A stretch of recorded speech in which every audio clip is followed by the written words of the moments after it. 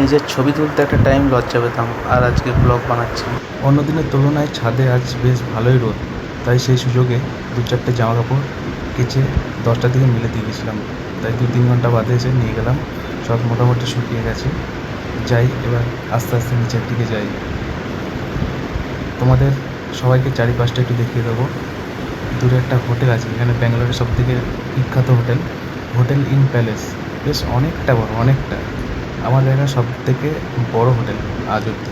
এখানকার বাড়ির ট্যাঙ্কিগুলো দেখো সব হলুদ কালারের, আমাদের ওইদিকে সচরাচর সব কালো কালারের হয়, কিন্তু এখানে ম্যাক্সিমাম জলের ট্যাঙ্কিগুলো সব হলুদ কালার।